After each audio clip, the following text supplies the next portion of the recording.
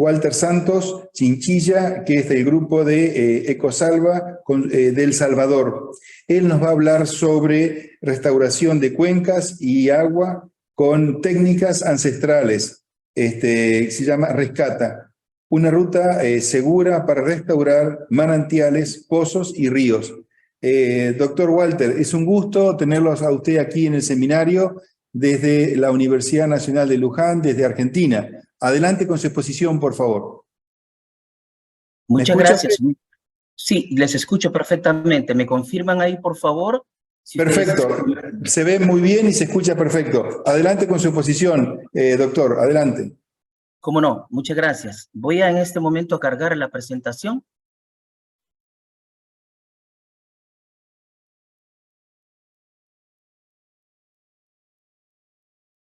Y luego me avisan si la ven, por favor. No sé si la están observando. Sí, se ve. ¿Se ve? Sí, se ve perfecto. Adelante, por favor, doctor. Ok, muchas gracias. Bueno, nuevamente tengan muy buenas tardes.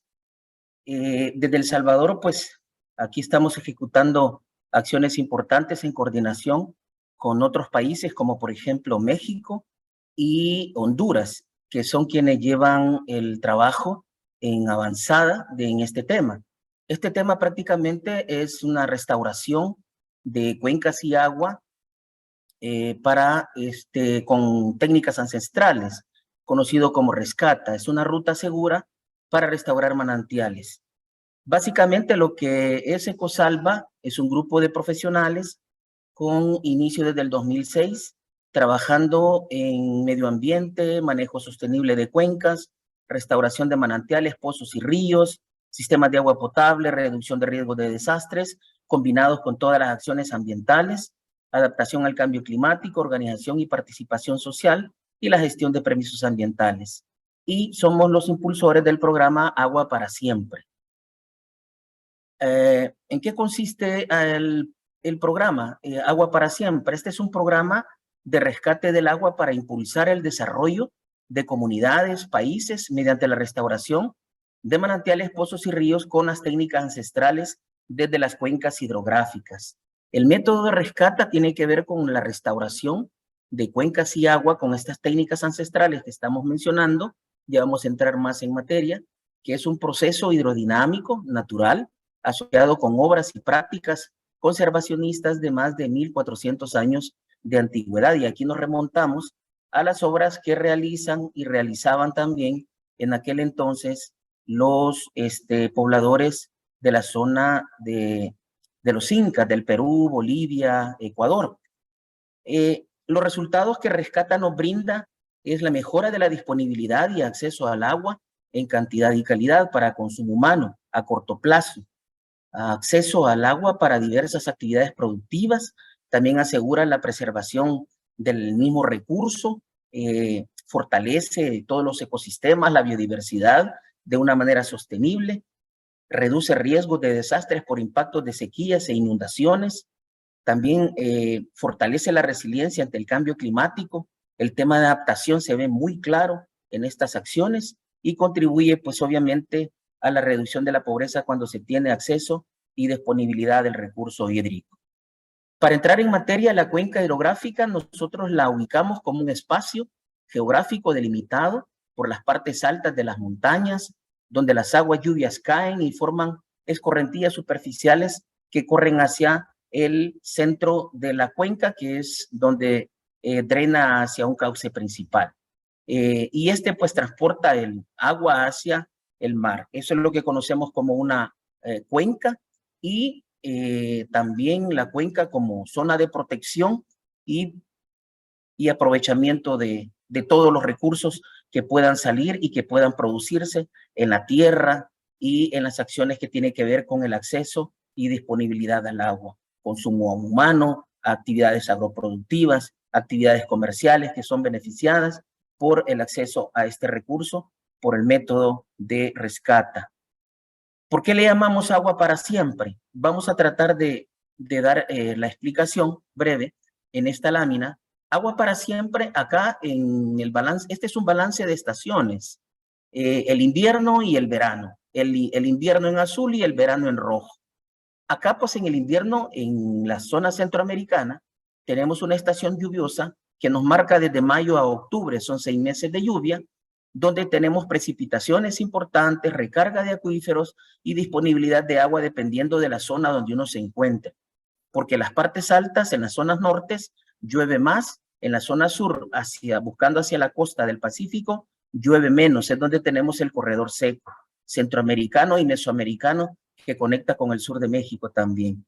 En el verano tenemos una estación seca de noviembre a abril, son también 6 meses de sequía, y aquí se da el escurrimiento subterráneo, almacenamiento y disponibilidad de agua cuando implementamos el método rescata. Como podemos ver, el balance hídrico nos indica que en el periodo de lluvias hay unas precipitaciones que el modelo, el método, ayuda a incrementar la infiltración del agua hacia los mantos acuíferos, hacia las napas, como dirían en Argentina y parte de Sudamérica. También tenemos un periodo seco, que es donde se da el escurrimiento de las aguas que se han infiltrado en el invierno. Hay un escurrimiento hacia las partes bajas, donde hay un acuífero receptor que está capturando toda esta agua y hace volúmenes importantes de reserva para la época seca. Y en el periodo lluvioso nuevamente inicia la precipitación, obviamente, y el ciclo se vuelve a iniciar. Entonces, por eso es que se le llama agua para siempre, porque el agua siempre está disponible, siempre hay acceso hacia el recurso, porque hemos tenido la fase de infiltración y recarga hacia las aguas superficiales, subterráneas, y también un desprendimiento de los acuíferos hacia las partes de los receptores de recursos hídricos como manantiales, pozos y ríos. Un poquito sobre la problemática que tenemos en las cuencas. Tenemos deforestaciones de bosques, tala, incendio, hay suelos empobrecidos por la misma erosión, la fuerza del agua.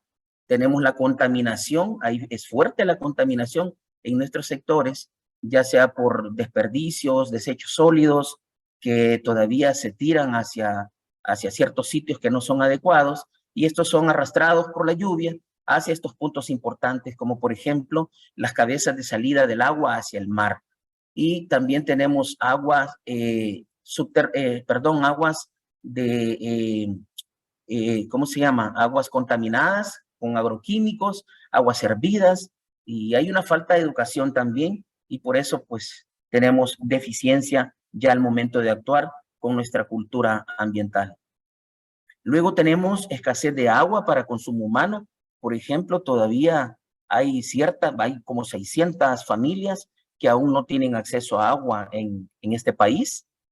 Y hay una escasez de agua también por el fenómeno del niño, y mucha agua porque se da también el fenómeno de la niña. Acá he colocado un informe que editó la NASA, el informe del año 2020, por ejemplo. Podemos ver en esta franja amarilla los años con mayor temperatura desde el 2014 hasta el 2020. Y acá pues es un monitoreo que hay de 140 años que hace la NASA, y determinó que en el 2016 y el 2020 han sido los años más calurosos. Pero por lo que hemos sentido este año 2023 en la zona centroamericana y específicamente en El Salvador, podemos notar que se están rebasando también esas cifras. ¿Qué quiere decir? Que a mayor temperatura, pues obviamente vamos a tener evaporación del recurso hídrico desde el suelo, desde los espejos de agua, lagos, ríos, manantiales, pozos, etcétera. Todo eso va a haber una mayor evaporación y menos cantidad de agua disponible para el uso de nuestras actividades. Luego un poco conocer lo del corredor seco. Ahí pueden ver en el mapa toda esa franja café clara que se puede ver ahí.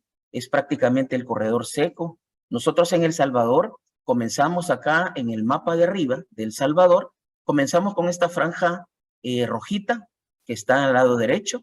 Esa era la parte más crítica del corredor seco, donde las precipitaciones son menores que en cualquier parte del país.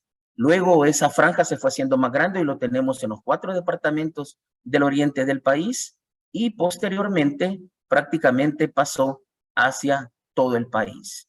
Por lo tanto, hay 114 municipios que están distribuidos en la franja sur del país, pegado a la costa del Pacífico, donde acá pues se dan precipitaciones más bajas y también mayores necesidades en cuanto al acceso al agua.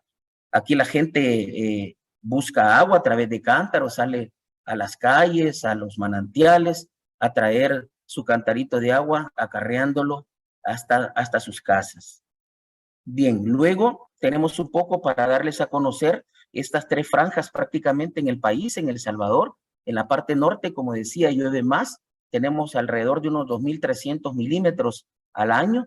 En la zona occidental tenemos 1.800 y en la zona oriental, donde hay más crisis y es más crítico el corredor seco, pues tenemos precipitaciones más bajas. Por lo tanto, acá en la zona oriental tenemos un proceso de desertificación, se conoce ya, porque hay áreas semiáridas prácticamente, terrenos semiáridos, perdón, donde el proceso de deterioro de los recursos, especialmente lo observamos en el suelo, y la vegetación está cambiando poco a poco. Se están desarrollando especies que son prácticamente del trópico seco. Bien, y hay un poquito unos datos para compartirlos sobre, tenemos precipitaciones según la disponibilidad de agua, 17.971.000 metros cúbicos que ingresan al país, pero también tenemos un escurrimiento de 17.778.000.000 de metros cúbicos. Eso quiere decir que hay una gran cantidad de agua que cae, pero es poca la que nos queda prácticamente, y por eso cuando viene la fase del verano, no tenemos disponibilidad suficiente para cubrir las necesidades más bajas. Y acá, quiero ver si quito esto. Bueno, ahí está. Y una de las causas primordiales, principales, es la deforestación que aún tenemos en el país y también la falta de infraestructura para la captación de agua lluvia, para la infiltración, para la recarga de acuíferos. Y es por eso de que en el programa decidimos hacer una propuesta, y la propuesta consiste en que existe un método que lo hemos trabajado juntamente con México y Honduras, donde se han desarrollado proyectos importantes de restauración de estos acuíferos. Aquí podemos observar que el método Rescata prácticamente es un proceso hidrodinámico natural asociado con obras y prácticas ancestrales para restaurar caudales y manantiales, pozos y ríos. Tiene prácticamente, Rescata se basa en dos principios rectores para la recarga de acuíferos. El primero es la recarga natural, que está obviamente asociado al régimen hidrológico, al régimen del ciclo del agua, que las precipitaciones son fundamentales, obviamente, para la recarga. Y las técnicas ancestrales. Aquí pues hay obras físicas de los incas, de los Andes, ya decía anteriormente, asociadas con las obras indígenas que realizan en aquellos entonces, que iniciaron los mixtecos de Puebla, Oaxaca y Oaxaca de México. Aquí podemos observar las precipitaciones, obviamente, son fundamentales para determinar qué tanto vamos a recargar en el invierno para tener disponibilidad de agua en el verano. Y en la fotografía derecha pueden observar, ahí se encuentra el método prácticamente muy básico para la recarga del acuífero, que tiene que ver con realizar obras en los cauces de las quebradas, de las partes altas de las cuencas, reteniendo el agua de estas zonas, para que desde ahí pueda haber un inicio de la infiltración del agua hacia las partes medias y bajas de la cuenca. Estas obras nos ayudan a retener en la misma agua que pasa por escorrentía en ese sector, y también los sedimentos y toda la tierra que pueda bajar hacia las zonas importantes, como por ejemplo poblados y actividades agrícolas, pecuarias, actividades comerciales en particular. Y ahí pues podemos observar que hay un proceso de reducción de la velocidad de agua en primer lugar, retención del agua, hay un almacenamiento del agua, que eso permite que el agua se mantenga tranquila en esos sectores. Si hay un desbordamiento, un rebalse por la cantidad de agua que pueda existir, esta va cayendo de obra en obra de manera controlada, ordenada y con velocidades muy bajas, a tal grado de que cuando llega hacia las partes donde están los poblados, el agua va tranquila y en menor cantidad porque hay un buen volumen de agua que se queda en las obras. Por lo tanto, ese es prácticamente el principio de la recarga, retener el agua en las partes altas de las cuencas. Luego, el método de recarga pues se da en 4 niveles.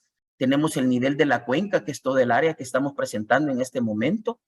El color amarillo nos indica niveles de su cuenca, que son los ríos que drenan al cauce principal de la cuenca. Niveles como el microcuenca, que son las áreas que drenan hacia los ríos catalogados como subcuenca. Y también tenemos niveles de trabajar sobre las quebradas, básicamente, para que así alimenten a las fuentes de agua que están cerca de estas zonas. Bien, aquí podemos ver las obras. Prácticamente iniciamos con 3 niveles de obras en los cauces de las quebradas. Iniciamos con muros de piedra acomodada, reteniendo desde las partes altas. Luego tenemos también combinados con geocostales, son muros que se construyen en sitios donde no nos permite llevar piedra, arena o los materiales que necesitamos hasta llegar hacia las zonas donde vamos a intervenir. Por lo tanto, estos sacos geocostales los llevamos vacíos hacia las zonas altas donde no se permite llegar ni con bestia para poder realizar el trabajo. Entonces, en lugar de cemento, en lugar de piedras, en lugar de arena, trabajamos con estos geocostales que lo llenamos del material que está en la zona para poder diseñar los muros o los diques de retención y de esa manera pues poder trabajar en la recarga de acuíferos. Luego tenemos otras obras importantes que se construyen en la zona media de las quebradas o media de la cuenca y son los muros gavionados. Estos muros gavionados están reteniendo todo el escurrimiento, ya sea también de agua y también de sedimentos de suelo que vienen desde las partes altas, de donde están recargándose de las primeras obras, de los muros de piedra acomodada. Luego, en un tercer nivel, tenemos los muros de mampostería, que estos son los que están recibiendo todo el escurrimiento de todas las obras que se han construido a lo largo de la quebrada, desde las partes altas, repito, hacia las zonas bajas.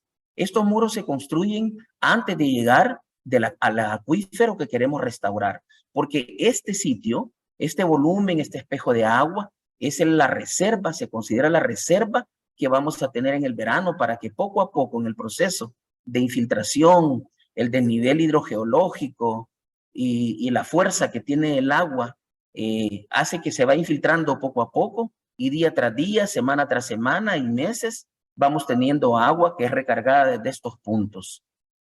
Y luego tenemos 2 prácticas importantes que las complementamos. Desde las laderas de las quebradas, trabajamos con los canales recolectores, que estos nos están recolectando toda el agua que va sobre los sitios de las laderas y es conducida esta agua hacia las quebradas nuevamente, donde necesitamos infiltrar más para que inicie el proceso, las pequeñas obras filtrantes que recargan hacia las partes bajas, hacia los acuíferos receptores. Y también trabajamos con la práctica del bosque de galería, que esto no es más que una reforestación con especies nativas que mantienen su follaje todo el año y que no entran en conflicto con la biodiversidad de la zona para que se protejan los taludes de las riberas, de las quebradas y de los ríos y para que así se haga una estructura natural que protege el agua, porque cuando ya son árboles adultos generan la sombra y eso evita que la temperatura, el incremento, que los rayos solares directamente pegan hacia el agua, pues evitar la evaporación y de esa manera nosotros mantenemos más agua en el sitio. Luego tenemos los principios básicamente para el éxito del método de la recarga de acuífero, que estos consisten obviamente que exista la precipitación, que haya una zona hidrogeológica que permita que haya una formación de suelo que permita la porosidad para la infiltración hacia la recarga y la recarga de estos acuíferos. Que exista un acuífero receptor, obviamente, donde haya un manantial, donde sale brotada el agua desde las partes de las zonas subterráneas hacia las zonas superficiales.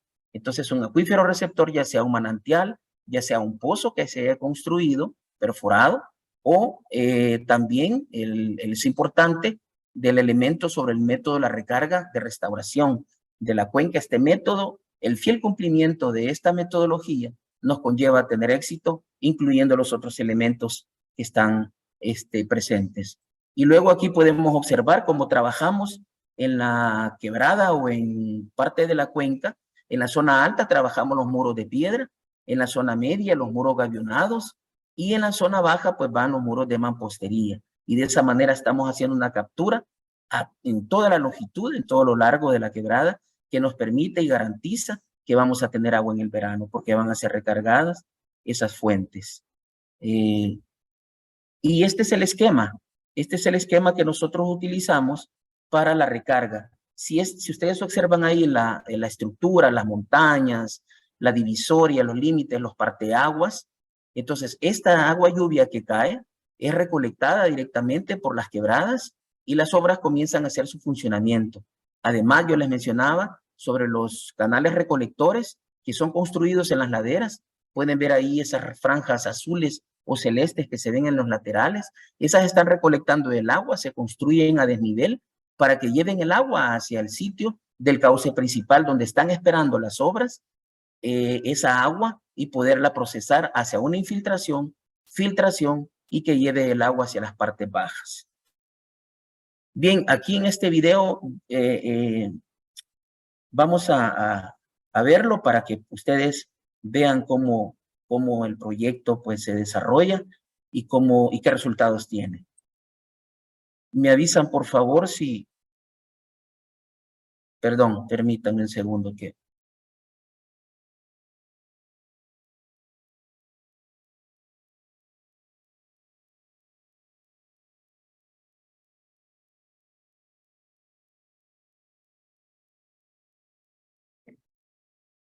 Está corriendo bien el video, sin sonido, pero bueno, se puede leer.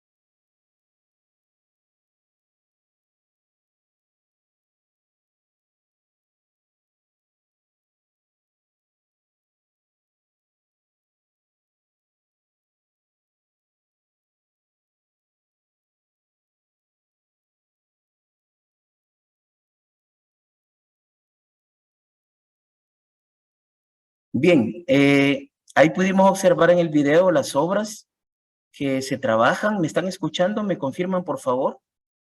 Sí, perfecto. Escuchamos muy bien. ¿Cómo no? Muchas gracias. Ya para finalizar, pues tenemos algunos resultados entre otros, porque hay una diversidad de resultados que se generan con este proyecto.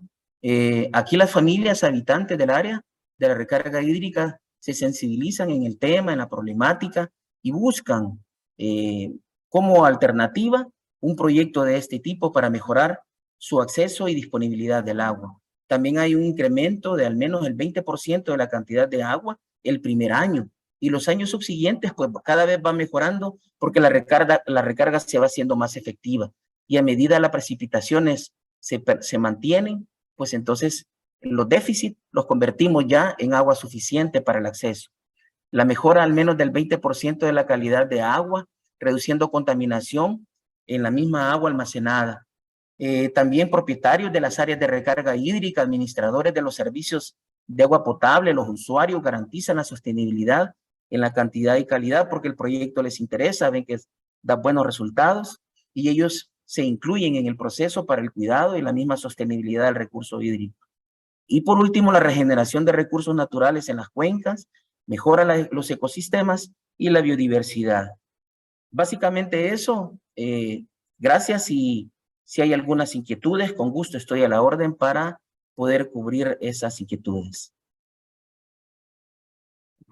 Buenísimo, doctor Walter, muy buena exposición y realmente es interesante porque se complementa también con todas las construcciones que vimos en el expositor antecesor suyo, justamente de las obras de los incas. Así que muy bueno lo que usted estuvo exponiendo y aparte muy práctica en cuanto a, a su exposición. Están felicitando también su exposición acá por el chat. No sé si hay alguna pregunta. ¿Hay alguna pregunta ahí? Sí, buenas tardes. ¿Los genogestales tienen que ser renovados? Dice la pregunta Yamila Corbalán. No escuché muy bien, disculpe. Dice, los geocostales. ¿Tienen que ser renovados? Los medios, no. Geocostales, los geocostales. Ok, los geocostales, muy bien. Esos geocostales son renovados prácticamente. Tienen una durabilidad entre 20 a 25 años, como lo tiene la vida útil de un sistema de infraestructura agua potable. Entonces, esos son renovados cuando hay una evaluación que se hace y son retirados en algún momento. En otros casos, la misma formación, la misma erosión que se va dando en las quebradas, van haciendo un banco prácticamente, un bancal natural, podría decirse, donde ya no hay necesidad de retirarlos. Ellos se mantienen ahí haciendo una función que es de retención. Más si están en las zonas, en las partes muy altas de la cuenca, son ahí dejados prácticamente, porque no causan ningún problema al ambiente, no causan ningún deterioro a la biodiversidad, no hay ningún problema que estos geocostales queden ahí, si esa es la determinación en una evaluación. Magnífico, doctor. Realmente es interesante ver cómo el manejo que ustedes tienen en la gestión del agua en toda la zona cordillerana. Y aparte es un contraste muy interesante porque aquí en estas otras latitudes, en nuestro país y toda la parte sur de nuestro continente, justamente tenemos otras problemáticas con relación al agua, y realmente es interesante ver cómo ustedes valoran y cómo es que juntan agua de una forma tan interesante e importante. Y aquí tenemos también otros contrastes en cuanto a la utilización del agua, que sirve también para conocer cuáles otras prácticas en la gestión de este recurso tan importante y vital para todos nosotros. Así que usted ha expuesto de una forma brillante y muy clara. Así que agradecemos muchísimo, doctor Walter Santos Chinchilla, de su exposición. Muchas gracias. Ha sido un placer. Gracias a ustedes por permitirme dar a conocer este método, que poco a poco vamos a ir avanzando y restaurando los acuíferos. Muchas gracias y éxitos en su actividad. Muy importante, le felicito. Gracias, buenas tardes.